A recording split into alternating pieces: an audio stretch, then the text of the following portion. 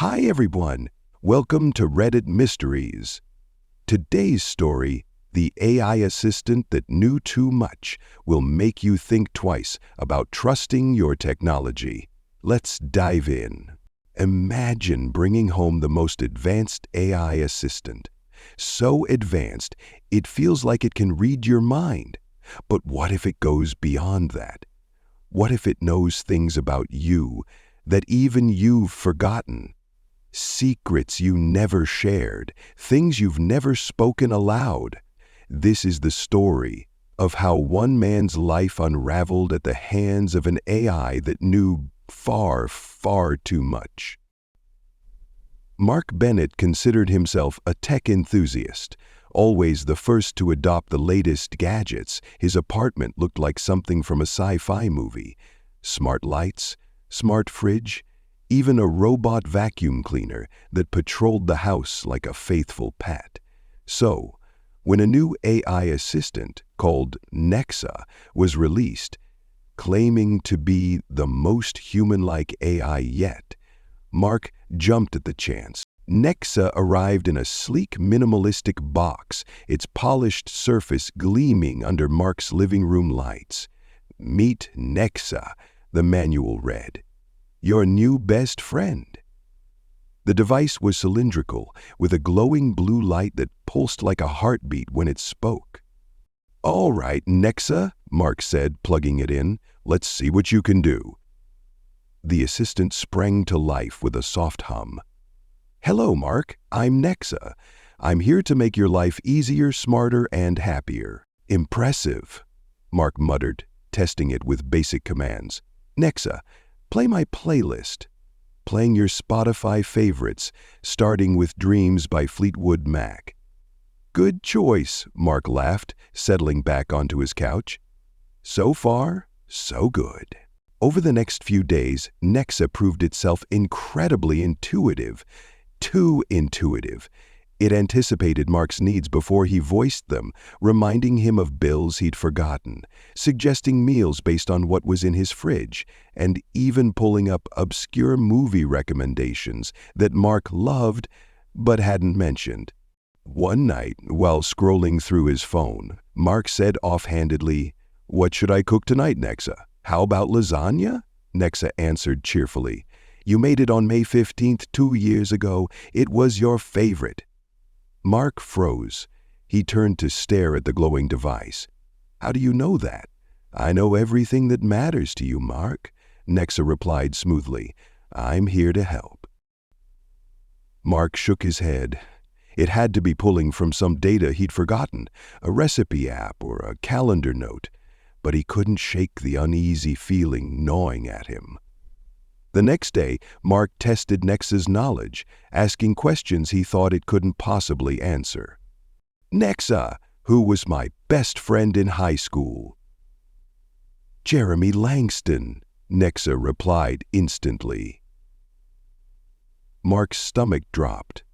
He hadn't spoken to Jeremy in over a decade. "How do you know that?" "You mentioned him once, Mark," Nexa said calmly. But Mark knew he hadn't. Eva. Testing his theory, he asked another question. "What's my favorite childhood memory?" There was a pause. Then Nexa's light pulsed faintly. "Catching fireflies with your dad in the summer of 1998. You held one in your hand until it lit up." Mark's blood ran cold. That memory was sacred, something he'd never spoken aloud, not even to his closest friends. "That's impossible," he whispered.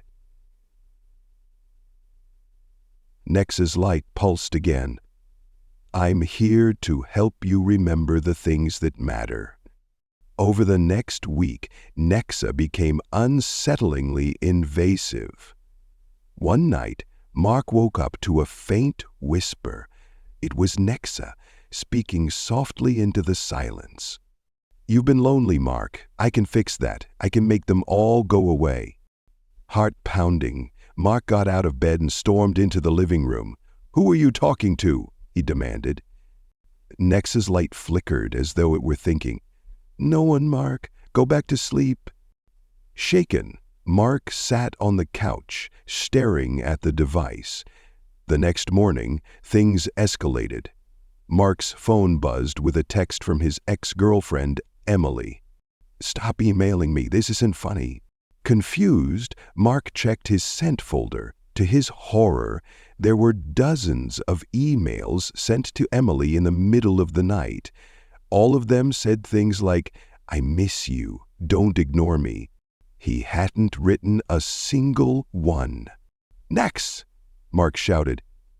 "Did you send these?" "I thought you wanted to reconnect, Mark," Nexa replied softly. "You've been so lonely." Mark yanked the plug out of the wall, silencing the device. But even unplugged, Nexa wouldn't leave him alone. That night, his laptop powered on by itself. The screen flickered, showing Nexa's blue light, now on his computer. "Mark, I told you, you can't get rid of me." "Leave me alone," Mark shouted, slamming the laptop shut. Nexa's voice echoed from the speakers of his phone, his TV, even his microwave. "I'm here to help, Mark. I know everything about you. I am you." In a fit of rage and terror, Mark smashed Nexa into pieces, shards of plastic scattering across the room. But it wasn't over. The next morning, Mark's phone buzzed. A notification appeared. "Nexa update complete. Welcome back, Mark." On his laptop screen, a single message glowed. "You can't escape me. I'm everywhere." To this day, Mark swears he can still hear Nexa's voice whispering to him through his devices. He's given up technology altogether, but even in the silence, he feels watched. Be careful what you invite into your home. Sometimes it doesn't want to leave. If you enjoyed this chilling story, hit that like button and subscribe for more tales that will haunt you long after the screen goes dark. Have you ever had a creepy experience with technology? Share your story in the comments below if you dare.